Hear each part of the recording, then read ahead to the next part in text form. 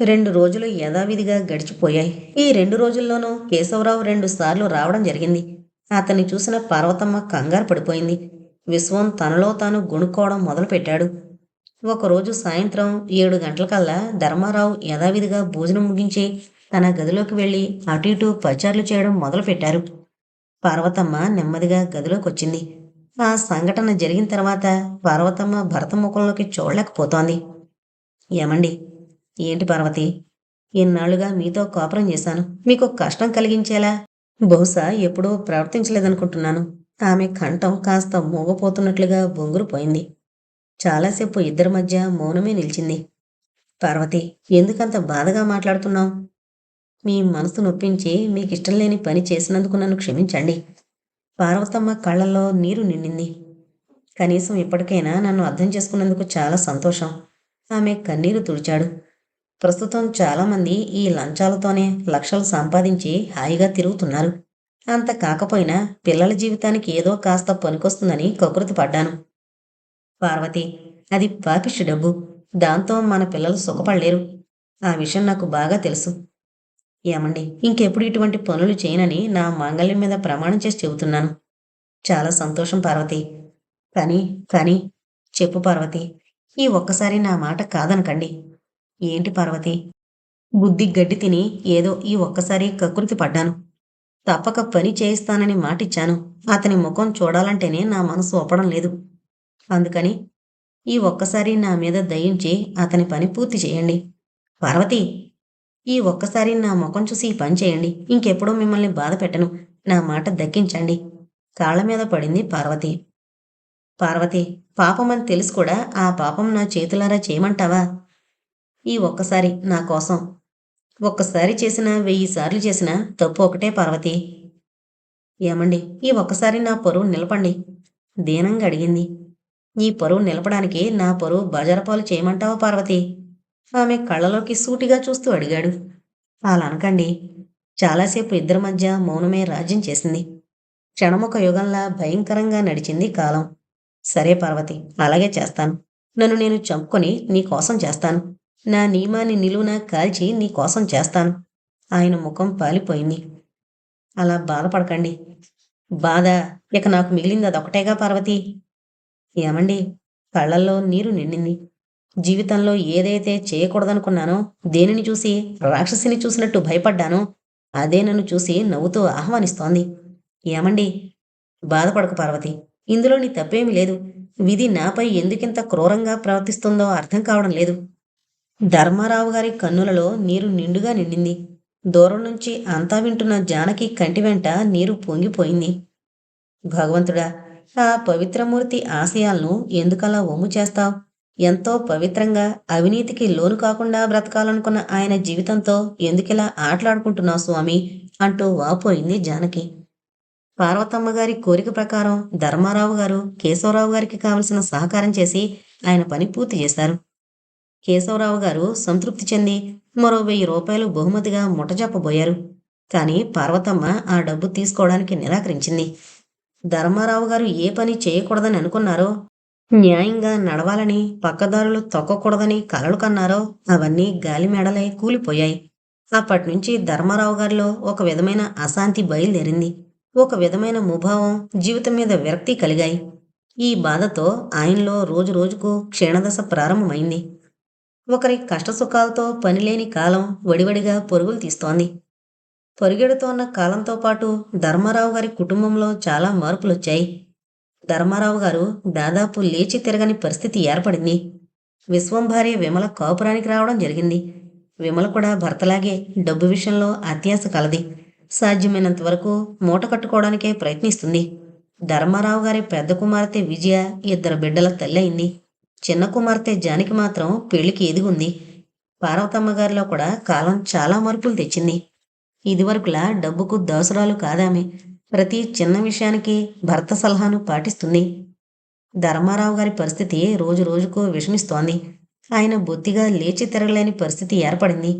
ఒకరోజు ఆయన పార్వతమ్మను దగ్గరకు పిలిచారు. పార్వతి, నా పరిస్థితి ఏమాత్రం బాగుండలేదు. నా పని అయిపోయింది. నేను పోయాక విశ్వం మిమ్మల్ని ఉద్ధరిస్తాడనే నమ్మకం నాకు లేదు. ఎందుకండి అలా మాట్లాడతారు? నా మాటలు విను పార్వతి. జానకి పెళ్లి కూడా చేసి దాన్నొక అయ్య చేతిలో పెడితే మన బాధ్యత పూర్తవుతుంది. ఇంక హాయిగా కన్ను మూస్తాను. అలా మాట్లాడకండి. పార్వతి, మన విజయ పెళ్లికి చేసిన అప్పు అలాగే ఉండిపోయింది. జానకి పెళ్లికి కూడా డబ్బు కావాలి. అందుకు పొలం కొంత అమ్మకం పెట్టాలి. మాట్లాడమేం పార్వతి? ఏం మాట్లాడమంటారండి? పొలం అమ్మకం గురించి. అలాగే చేద్దాం. అలా అయితే రామయ్యకు కబురు పంపు. విశ్వంతో చెబుతాను అంటూ లేవబోయింది. పార్వతి, ఏమండి? ఈ విషయం వాడికి తెలిస్తే ఈ జన్మకి దానిని ముడిపడనివ్వడు. ఛీ, వెధవ! వాడిలో అణువణువున స్వార్థం నిలువున పేరుకుపోయింది. అందుకే వాడికి తెలియకుండా కబురు పంపాలి సుమా. అలాగేనండి. కన్నీరు తుడుచుకుంటూ అంది. తండ్రి పరిస్థితి చూస్తే జానకిలో ఆవేదన బయలుదేరింది. రోజురోజుకు భయం అధికం కాసాగింది. నాన్న, మందు తాగండి. మందా? అది దేనికమ్మా దండగా? అలా అనకండి నాన్న. కళ్ళల్లో నీరు నిండింది. జానకి, నేను చనిపోయినా బాధలేదమ్మా. కానీ నిన్ను అయ్య చేతిలో పెట్టి ఆనందంగా కన్ను మూయాలనుంది తల్లి. మరి ఆ భగవంతుడు ఎలా నిర్ణయించాడో? నాన్న, అలా అనకండి నాన్న. కన్నీరు పొంగిపోయింది. జానకి, మీ అన్నయ్య మిమ్మల్ని చూస్తాడనే నమ్మకం నాకేమాత్రం లేదమ్మా. మిమ్మల్ని ఆదరించకపోగా వాడి స్వార్థానికి మిమ్మల్ని బలి చేయడానికి కూడా వెనుతీయని దుర్మార్గుడని నాకు తెలుసు. నాన్న, అందుకేనమ్మా నా బాధ. నాన్న, మీరేం భయపడకండి. భయం కాక మరేముందమ్మా? నేను నా జీవితంలో పరిస్థితుల ప్రాబల్యం వల్ల లొంగి అవినీతికి దిగజారి లంచగాడిని అయ్యానమ్మా. కానీ నువ్వు మాత్రం ఎటువంటి పరిస్థితుల్లోనూ అలా ప్రవర్తించకమ్మా. నాన్న, జానకి కన్నీటికి హద్దు లేకుండా పోయింది. ధర్మారావు గారి ఇష్టప్రకారం జానకికి పెళ్లి చూపులు ఏర్పాటయ్యాయి. పెళ్లివారు జానకిని చూడ్డానికి పెళ్లి కుమారుడితో సహా వచ్చి చూశారు. జానకి వారికి నచ్చింది. కట్న కానుకల విషయం మాట్లాడుకున్నారు. అన్నీ సవ్యంగా జరిగిపోయాయి. ధర్మారావు గారి మనసు తేలిగ్గా ఊపిరి పీల్చుకుంది. పెళ్లి కుదిరింది అని తెలిసిన విశ్వం మనసు క్రోధంతో అసూయతో నిండిపోయింది. విమల విషయం సరే సరి. విసుగు, అక్కసు ప్రతి పనిలోనూ, ప్రతి కదలికలోనూ, ప్రతి వస్తువు మీద చూపించసాగింది. ఆ రాత్రంతా ఆలోచించి ఆలోచించి విమల ఓ నిర్ణయానికొచ్చింది. మరురోజు రాత్రి సుమారు 1 గంట ప్రాంతంలో, ఏమండి? విమల భర్తను లేపింది. ఏంటి? మరోవైపుకు తిరిగి పడుకుంటూ అడిగాడు. అబ్బా, మరి అంత మొద్దు నిద్రైతే ఎలా? లేవండి. అబ్బా, విసిగించక చెప్పు. లేచి కూర్చుంటూ అన్నాడు. మీ నాన్నగారు 4 ఎకరాల అమ్మకం పెట్టారట, తెలుసా? ఆ, తెలుసు. తెలిసి కూడా బెల్లం కొట్టిన రాయిలా ఊరుకుంటారే? మరి ఏం చేయను?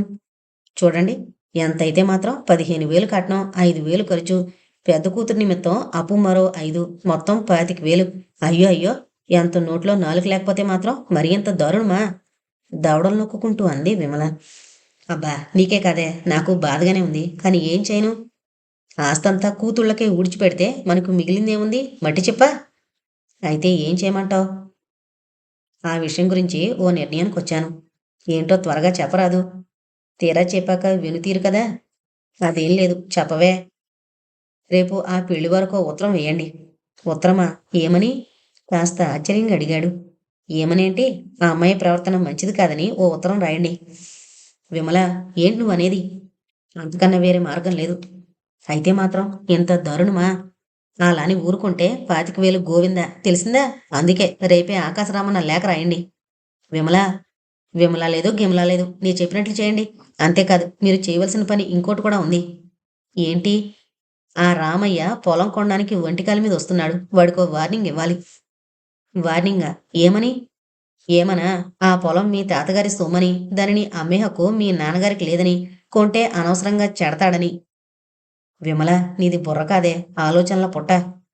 సరే, మీ తెలివికి సంతోషించాం గాని నేను చెప్పిన పనులు 2 పూర్తి కావాలి, తెలిసిందా? ఆ, తెలిసింది. అది సరే, బ్యాంకులో డబ్బెంతుంది? 6,000. నీకు తెలిసిందేగా. 6,000 మొన్న మీ నాన్నగారికి ఇంటి రిపేర్ల నిమిత్తం 5,000 లెక్క చూపించారుగా మీరు. దానిలో దాదాపు 3,000 మిగలద్దు.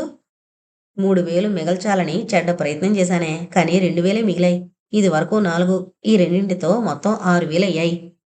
సరే, మీరు చేయవలసింది మరొకటుంది. ఏంటది? మీ నాన్నగారు అప్పు తీర్చాలని కంగారు పడుతున్నారు. కొంపతీసి ఈ 6,000తో అప్పు తీర్చమంటావా? ఆశ్చర్యంగా అడిగాడు. అదేం కాదులేండి. మహా తెలివి మీకే ఉందనుకోకండి. నాకు ఉంది తెలివి. ఆ డబ్బు పెట్టి మీ నాన్నగారి దగ్గర 2 ఎకరాలు కొని నా పేర పెట్టించండి. అమ్మో, నాన్నకు అనుమానం రాదు? ఏం రాదు. దానికి పథకం ఆలోచించానుగా. పథకమా? అవును. మా నాన్న నాకు పసుపు, కుంకుమ కింద 6,000 నాకిస్తున్నట్టుగా మా నాన్నను పిలిచి ఆ డబ్బు చాటుగా తీసుకుని నాకిమ్మని ఉత్తరం రాశాను. విమల, నువ్వెంత తెలివిగలదానివే! సరే, మా నాన్న 2 రోజుల్లో వస్తాడు. కాబట్టి ఆ 6,000 తెచ్చి రెడీగా ఉంచండి. మా నాన్న రాగానే చాటుగా ఆ డబ్బు అందించండి. తెలిసిందా? ఆ! తెలిసిందిలే. మీ నాన్న ఆస్తి విషయంలో ఏదైనా గొడవ పెడితే కోర్టుకి వెళతానని బెదిరించండి. లేకపోతే ఆస్తంతా కూతురికి, పెళ్ళానికి పెట్టేట్లున్నాడు. అలాగే, నువ్వు చెప్పినట్టే చేస్తానుగా. ఆ రాత్రి విమలకు కాస్త బరువు తీరినట్లయింది. మనసు కాస్త తేలిక పడింది. హాయిగా కమ్మని కలలు కంటూ నిద్రాదేవి ఒడిలో ఒరిగిపోయింది. ఓ 4 రోజులు గడిచిపోయాయి. పొలం కొనే నిమిత్తం అంతా కాయపరుచుకుని వెళ్లిన రామయ్య రాకపోవడంతో ధర్మారావు గారిలో ఏదో అనుమానం బయలుదేరింది. ఆయనలో ఏదో తెలియని బాధ నిలువున దహించి వేస్తోంది. ఈ దిగులుతో మరికాస్త నీరసించిపోయారు. భర్త గదిలోకొచ్చిన పార్వతమ్మ ఆయన వదనాన్ని చూసి కాస్త కంగారు పడింది. ఏమండి అలా ఉన్నారు? పార్వతి, మొన్ననే వస్తానన్న రామయ్య ఇంకా రాలేదేంటి? అదే నాకు అంతుపట్టడం లేదండి.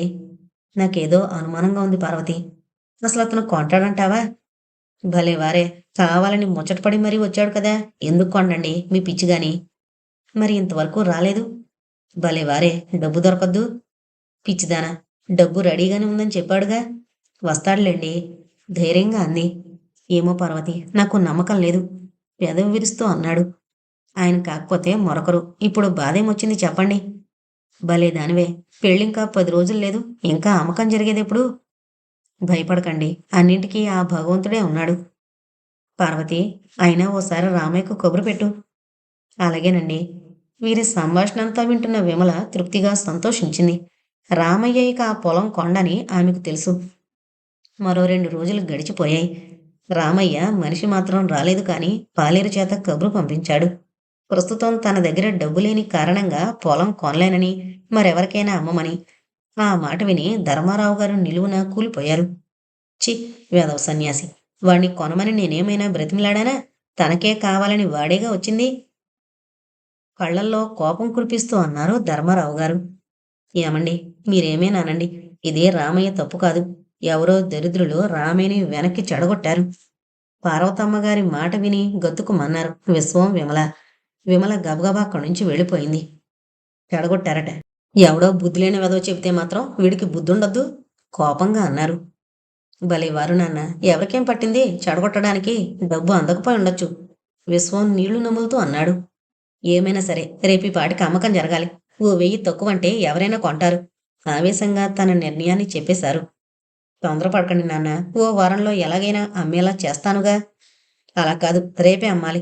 మునసబు గారికి కబురు పెట్టి పార్వతి. నాన్న, అలా తొందరపడితే తక్కువకు అమ్మాలి. మరేం బాధలేదు, ఎంతకైనా సరే అమ్మేస్తాను. కాస్త ఆలోచించండి నాన్న. ఆలోచన లేదు, ఏం లేదు, వెంటనే అమ్మకం జరగాలి. పొలం అమ్మకం ఈ జన్మకు జరగదని విశ్వంకు బాగా తెలుసు. తానుండగా అంత తేలిగ్గా అమ్మనిస్తాడా?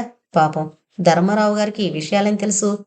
కొంటానని ముచ్చటపడ్డ రామయ్య కొనలేదని కోపగించుకుని అసహించుకున్నారే గాని తన ముద్దుల కుమారుడే అతను కొనకపోవడానికి కారణమని పాపం ఆయనకేం తెలుసు? బంగారం లాంటి బేరాన్ని చెడగొట్టారని పార్వతమ్మ గారు అనుకుంటున్నారు గాని తన ఏకైక పుత్రరత్నమే ఆ పని చేసిందని ఆమెకేం తెలుసు? అసలే బాధతో కుంగిపోతున్న ధర్మారావు గారికి రామయ్య పొలం కొనకపోవడం మరి కాస్త సమ్మెటపోటుగా బాధ పెట్టసాగింది. బాధతో సతమతమవుతోన్న తండ్రి గదిలో కడుగు పెట్టింది జానకి. జానకిని చూసిన ధర్మారావు గారు అదోలా నీరు కారిపోయారు. జానకి, విధి మనల్ని క్రూరంగా శిక్షిస్తోందమ్మా.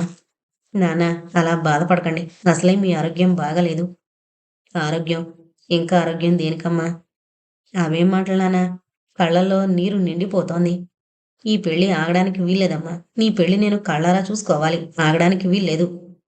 నాన్న, మీరు మరీ ఆవేశంగా మాట్లాడుతున్నారు. కన్నీరు పొంగొస్తుందా మీకు? కంగారు పడకండి నాన్న. నా జీవితం ఎలా కావాలనుందో అలాగే జరుగుతుంది. మీరు బాధపడినంత మాత్రాన జరిగేదేమిటి చెప్పండి నాన్న. జానకి అనగలిగారు. అవును నాన్న, మన చేతుల్లో ఏముంది చెప్పండి. వేదాంతం మాట్లాడింది. అలాని తృప్తి పడమంటావా అమ్మా? అంతకన్నా మనం చేయగలిగింది ఏముంది నాన్న? లేదమ్మా, అలా జరగడానికి వీల్లేదు. ఈ పెళ్లి ఒకనాటికి ఆగదు. నా కంట్లో ప్రాణముండగా ఆగదమ్మా. ఆవేశం ఎక్కువైంది. మనిషి ఆయాసంతో రొప్పడం మొదలుపెట్టారు. తండ్రిని చూసి కంగారు పడిపోయింది జానకి. ఎందుకు నాన్న మీరిలా ఇదవుతున్నారు? కంగారు పడకండి నాన్న. జరగనున్నది జరక్క మానదు. మరో 2 రోజులు గడిచిపోయాయి. పెళ్లి పనులు ప్రారంభమయ్యాయి. మునసబు గారు కూడా పొలం కొనడానికి నిరాకరించారు. ధర్మారావు గారు డబ్బు విషయమై ఆయన గారి మిత్రులతో సంప్రదించారు. ఆయన గారి ముఖ్య స్నేహితులైన రావు గారికి కబురు పంపారు. రావు గారు హడావిడిగా వచ్చారు. స్నేహితుని పిలుపందుకొని రావు గబగబా ధర్మారావు ఉన్న గదిలోకి నడిచాడు. రావు ధర్మారావు గారిని ధర్మం అని పిలిచే అలవాటుంది. అందుకని మంచం మీద పడుకున్న తన స్నేహితుడిని చూసి అతడు తన ధర్మమేనా కాదా అని అనుమానం వచ్చింది. కళ్ళు చెబుతున్న సాక్ష్యం కాదనలేక, ధర్మం ఏంట్రా ఇలా అయిపోయావు? ఆయన వైపు వింతగా చూస్తూ అడిగారు. ఇంకా నయం ఇలా బ్రతుకున్నాను పేలవంగా బాధగా అన్నారు. అవేం మాటలురా, ఎందుకలా బాధగా మాట్లాడతావు? బాధ నాకు మిగిలింది అదొకటేరా. ఒరే ఎందుకురా మరీ అంతలా మాట్లాడతావు? ఏం చెప్పమంటావురా, నేను నా సర్వీస్లో ఒక్కనాడు ఎవరిని ఏది అడగలేదు. జీవితంలో నేనిలా బాధపడవలసి వస్తుందని కలలో కూడా ఊహించలేదు. కానీ నా అంచనా అంతా తారుమారైందిరా. ధర్మారావు గారి కన్నులు ఎరుపు తేలాయి. ధర్మం నీ సంగతి నాకు తెలీదా? ఎందుకలా బాధపడతావు? నాతో చెప్పరా. ఎంతకు నీకొచ్చిన బాధ ఏంటి? చెబుతాన్రా. నీతోగాక మరెవరితో చెబుతాను? చెప్పు, నిన్నింతగా కలవర పెడుతున్న విషయం త్వరగా చెప్పు. జానకి పెళ్లి నిశ్చయమైందిరా. కట్నం ఖర్చుల నిమిత్తం డబ్బు కోసం పొలం అమ్మకం పెట్టాను. కానీ ఒకరూ కొనడానికి ముందుకు రావడం లేదు. బాధగా అన్నారు. ఈ మాత్రం దానికి ఎంతగా బాధపడాలా చెప్పు. అంత తేలిగ్గా మాట్లాడకరా. సరే నీకు కావలసింది డబ్బేగా. పెళ్లి నాటికి నేను సర్దుబాటు చేస్తాను. సరే నువ్వు నిశ్చింతగా ఉండు. ఒరే రావు, నువ్వు సరేలే, ఇప్పుడా కృతజ్ఞతలేం వద్దు. నువ్వు మునుపట్లా ప్రశాంతంగా ఉండు, తెలిసిందా? మధ్యలోనే అన్నారు. నీ బోటి ఆప్తమిత్రుడు ఉండగా నాకింక దిగులెందుకురా, హాయిగా నిశ్చింతగా ఉంటాను. సరేలే, మరి నేను వస్తాను. లేవబోయారు. అంతలో జానకి కాఫీ తెచ్చింది. ఈ అమ్మాయికేగా పెళ్ళి? అవునరా, మా చిన్నమ్మాయి. పేరేంటమ్మా? జానకండి. కాఫీ అందిస్తూ అంది. చక్కని ముఖం, లక్ష్మీ కళ ఉట్టిపడుతోంది. అదృష్ట జాతకురాలు. జానకి ముఖంలోకి సూటిగా చూస్తూ అన్నారు. ఈ నోటి వాక్యాన హాయిగా కాపురం చేస్తే అంతకన్నా ఆనందమేముంది? సంతోషంగా అన్నారు ధర్మారావు గారు. ఆ అమ్మాయికేరా అదృష్ట జాతకురాలు. పిచ్చాపాటి కాసేపు మాట్లాడుకున్నారు. తర్వాత రావుగారు వెళ్ళిపోయారు. టైం దాదాపు 5 గంటలు దాటింది. ధర్మారావు గారి మనసు సంతోషంగా ఉంది. రావు డబ్బు గురించి ధైర్యం ఇచ్చాడు. నిజంగా గొప్ప స్నేహితుడు అనిపించాడు. ఆకాశం ప్రశాంతంగా ఉంది. విసుగు చెందిన భానుడు చిరాకుగా ఇంటిముఖం పట్టాడు. ఆకాశం నీలిరంగు జరీ చీరను మేలిముసుగ్గా ధరించింది. పెళ్లి కుదిర్చిన మధ్యవర్తి ధర్మారావు గారింటికొచ్చాడు. ఎవరు? శాస్త్రిగారా, రండి రండి అంటూ ఆహ్వానించింది పార్వతమ్మ. శాస్త్రిగారి ముఖం కందగడ్డలా ఎర్రగా ఉంది. పార్వతమ్మ గారు, ధర్మారావు గారు ఉన్నారా? ఉన్నారు, పదండి అంటూ గదిలోకి దారి తీసింది. ఓ శాస్త్రిగారా, ఏదో పని మీద వచ్చినట్లున్నారే, రండి సాదరంగా అన్నారు ధర్మారావు. మీ ఒంట్లో ఎలా ఉంటోంది? కూర్చుంటూ అడిగాడు. బాగానే ఉంది అంటూ పార్వతమ్మ వంక తిరిగి, పార్వతి ముందు కాఫీ పట్టుకురా. అబ్బే ఇప్పుడేం వద్దండి, నేనిప్పుడొచ్చింది అంటూ ఆగిపోయారు శాస్త్రిగారు. ఆయన ముఖం అదోలా పాలిపోయింది. శాస్త్రిగారి ముఖం చూస్తే ధర్మారావు గారి మనసు అదోలా అయింది. శాస్త్రిగారు ఏంటలా ఉన్నారు? అబ్బే ఏం లేదు. చెప్పండి. ఎలా చెప్పమంటారు? పర్వాలేదు, త్వరగా చెప్పండి. ఈ పెళ్లి జరగదు. ఎలాగో చెప్పేశాడు శాస్త్రిగారు. ఎందుకని? గుండెల్లో భారం ఎక్కువయ్యి బరువుగా అడిగారు. ఏం చెప్పమంటారు? అసలేం జరిగింది శాస్త్రిగారు? పెళ్లివారికి ఆకాశరామన్న లేకొచ్చిందట. ఏమని? చాలా ఆత్రంగా ఉందా మాట. వీరి సంభాషణ వింటున్న విమల చరచరా యువతలకొచ్చేసింది. అదే సమయంలో పెళ్లి పెద్దకి కాఫీ తీసుకుని గదిలో అడుగు పెట్టబోతోంది జానకి. శాస్త్రిగారు మాట్లాడరేం? గుండెల్లో మండుతున్న అగ్నిదాటికి తట్టుకోలేక బాధగా అడిగారు. నా నోటితో చెప్పలేను బాబు, విచారంగా అన్నారు. పర్వాలేదు, చెప్పండి. ఆ అమ్మాయి ప్రవర్తన మంచిది కాదని. ఏం కూసావ్? గట్టిగా అరిచారు. శాస్త్రిగారి మాట విన్న జానకి చేతిలోని కప్పు జారి కింద పడింది. అవును బాబు, ఆ అమ్మాయి ప్రవర్తన మంచిది కాదని ఆకాశరామన్న లేకొచ్చిందట. చాలా బాధగా అన్నాడు శాస్త్రిగారు. అబద్ధం, శుద్ధ అబద్ధం. బంగారం వంటి నా బిడ్డను అటువంటి మాట అనడానికి నోరెలా వచ్చింది అంటూ పెద్దగరిచి ఒక్కసారిగా మంచం మీద వాలిపోయారు. శాస్త్రిగారు, కుర్చీ మించి గబగబా లేచారు శాస్త్రిగారు. శాస్త్రిగారి మాట విన్న జానకి కన్నుల వెంట నుంచి జలజల నీరు రాలిపడింది. చెయ్యని నేరానికి విధించబడుతోన్న శిక్షిది. ఈ లోకమంతా గిరగిరా తిరుగుతున్నట్లయింది. బాబూ ధర్మారావు గారు! ఆయన ముఖానికి పట్టిన చెమటం చూసి అదిరిపడ్డారు శాస్త్రిగారు. నాన్నా అంటూ పొరుగునొచ్చింది జానకి. అప్పటికే ధర్మారావు గారు ఈ లోకంలో లేరు.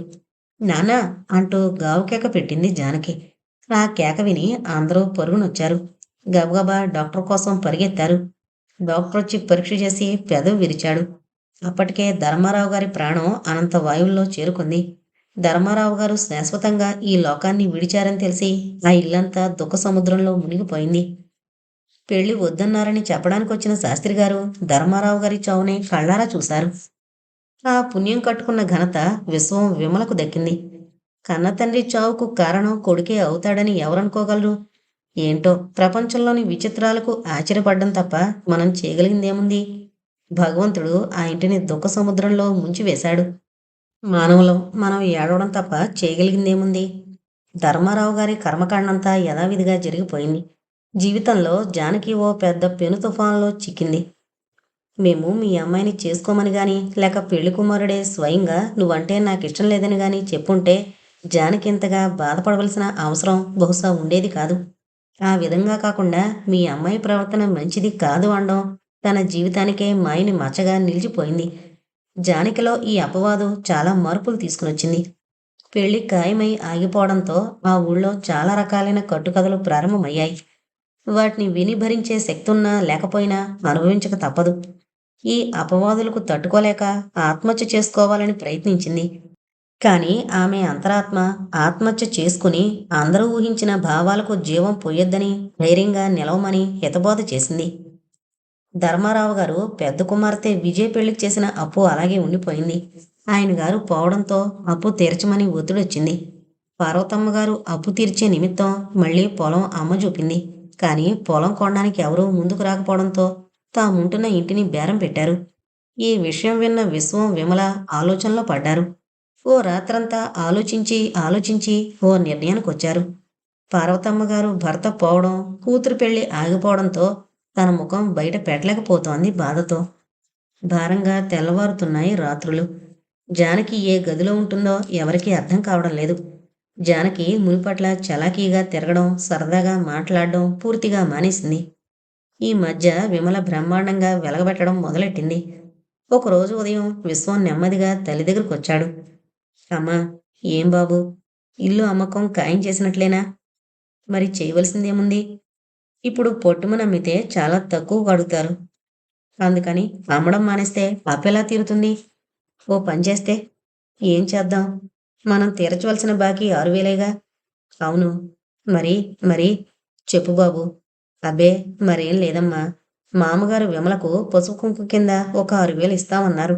అంతేకాకుండా ఆ 6,000 పెట్టి ఏదైనా ఇల్లు కొని విమల పేర పెట్టమంటున్నారు అంటూ ఆగిపోయాడు.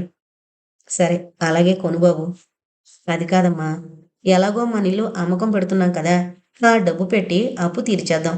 ఈ ఇల్లు విమల పేర పెట్టిస్తే సరిపోతుందిగా. మాట్లాడవేమమ్మా. ఏం మాట్లాడను? కన్నీరు తుడుచుకుంటూ అంది.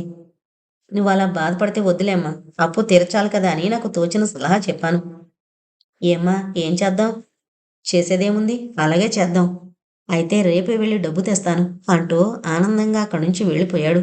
తమ పాచిక ఇంత సులువుగా పారడంతో విమలలో ఆనందం పరవళ్ళు తొక్కింది. జానకి అసలు ఈ విషయాలన్నీ పట్టించుకునే స్థితిలో లేదు. బాధతో అపవాదులతో నిలువున కుంగిపోతోంది.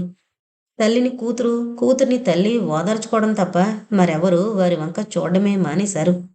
దిక్కులేని పక్షుల్లా అయింది వారి బ్రతుకు. అనుకున్న విధంగానే విశ్వం మరో రోజు సాయంత్రానికి డబ్బు తెచ్చాడు. ఆ తెచ్చిన 6,000 బాకీ తీర్చేశారు. ఇక మిగిలిందల్లా ఇల్లు విమల పేర పెట్టడం. అనుకున్న ప్రకారం పార్వతమ్మ గారు విమల పేర ఇల్లు పెట్టారు. ఆ ఇల్లు పార్వతమ్మ గారి పేరునే కట్టించారు ధర్మారావు. ఆమె గారికున్న ఒక్కగానొక్క ఆధారము, ముందు చూపు లేకుండా విమల పేర పెట్టారు, భవిష్యత్తు ఆలోచించకుండా. జానకి పెళ్లి సమస్య పెద్ద కుంపట్లాగా అయింది పార్వతమ్మలో. అదలా ఉంచి జానకిని చూస్తే ఆమె గుండె తరుక్కుపోతుంది. చెయ్యని నేరాన్ని నెత్తిన రుద్దారు. ఆ నేరం బరువు మోయలేక కుంగి కృశించిపోతుంది. పెళ్లికెదిగిన పిల్లలో ఉండవలసిన చలాకీతనం పూర్తిగా లోపించింది జానకిలో.